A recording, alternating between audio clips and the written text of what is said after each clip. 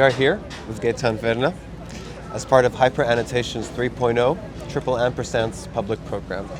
Gaëtane is the curator of Canada's Pavilion at the Venice Biennale this year. Gaëtane, thank you for being here. Thank you.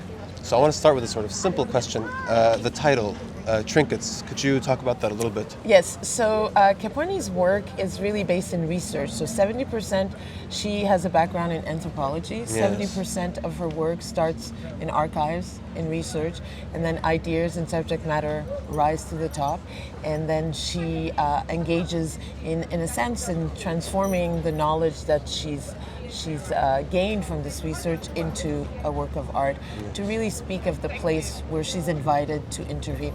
And so at the center of her practice for this pavilion specifically is a contouring, which are seed beads, glass beads made in Venice, in Murano, from the 14th century, with the height of from the 16th century on, that coincides with the expansion of colonization and trade routes all over the world.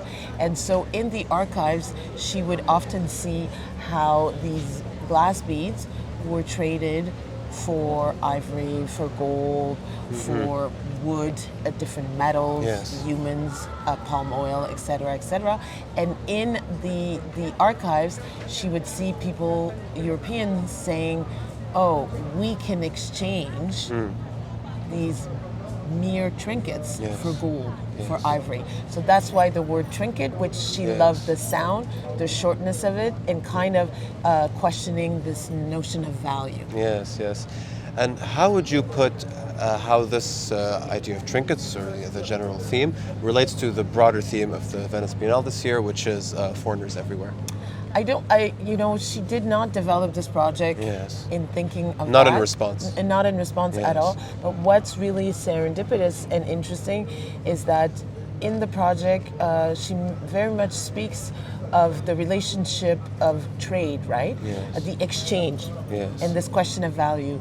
And one of the elements that we thought of, and that's very evident in this Biennale, is how beads, basically one could see them as the material that constructed the Western world in which we live, because they were traded for all Yes. these things that have built the structures of Venice, of the Western, so-called Western Yes. world, right? And then how through the exchange these beads have been integrated into the material culture of different indigenous communities. Wow. And so if you Yes. look around the Biennale, Yes. from the different artists, whether they're indigenous from the US or from Amazonia or different part, you will see some of the people coming with their regalia adorning beads. Yes. So that's where I see that link, but it was not, it wasn't predestined to this. Right. It's like, Yes, yes, I it understand. is very much about that, but also about the world. Yes. And one thing that was really interesting for me is that this is quite political, or at the very least, I think historical political subject matter. So why tackle it through this rather formal or somewhat sort of abstract approach? Well, I think Caponi is an artist who always works with many layers. And how do you speak of a subject and also think of different perspectives, right? When you look at the work, if you change your angle of looking at the wall of beads, suddenly it's only the color that's going to come out. Oh, yes. So again, this idea of hidden stories that surface, these architectures of power Yes. that we might not know are there, but Yes. actually are what is the structure of our world. So that's how she chooses to speak of things in a very in a way like speaking of it, not hitting you in the head in it, Right. but having deep thought and engaging with research and expanding the research beyond the installation of the exhibition. Yes. But the pieces inside and outside, for that matter, they're not simply pieces. You are intervening onto, or rather, the artist is intervening onto this pre-existing structure. So why was that important rather than to just have sort of works? Why intervene?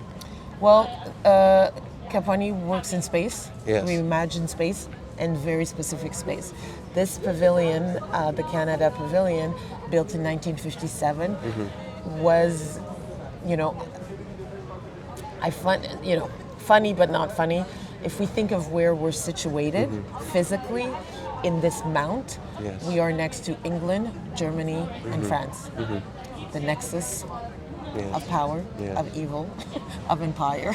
All if we think of all that it entails, the Right. good, the bad, the ugly. And so this building was commissioned. The land was given to Canada after the Second World War to kind of a thank you for their contribution to the freeing of Italy. And then they chose, the powers that be at that time, from the National Gallery of Canada, chose to work with these very avant-garde architects who actually wanted to build a pavilion that was the antithesis of these monumental, Yes, of empire-like course. structure. Yeah. So the building is wrapped around these two trees, is really a pavilion in nature.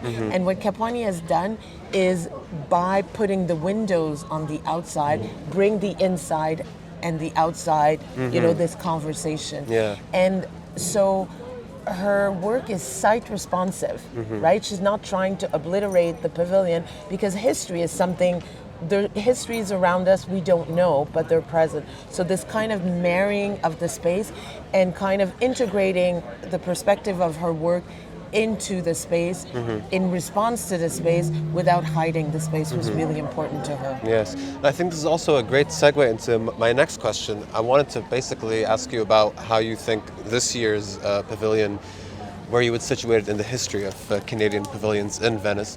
But it's interesting that you bring it up this way, because you talked about how the sort of modernist architecture is in a way antithetical to more sort of traditionalist, monumental, Yes. nationalistic pavilions that we see all around. But then now there's this double sort of intervention or change onto the already modernist, somewhat off the wall structure. So how do you see this? How do you see the relationship between this year's pavilion and previous Canadian pavilions in Venice? Well, I can't really speak of the past, but I would say that this is a very distinct artist who has a distinct practice, and she's interested in revealing structures that surround us that we might not think of.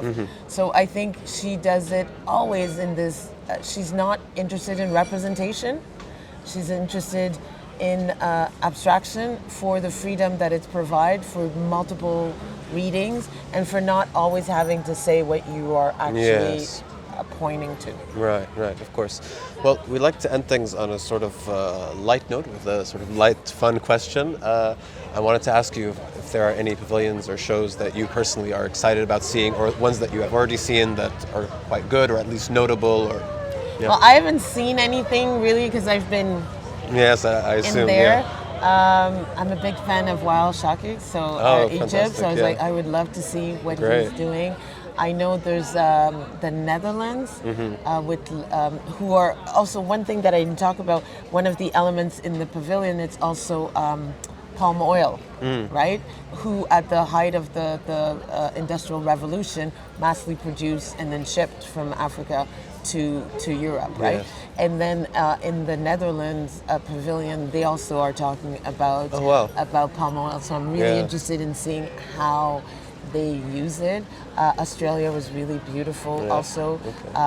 The United States also. And those ones, the only reason I can speak of is while we were here installing, they were gracious enough to say, "Oh, come and see."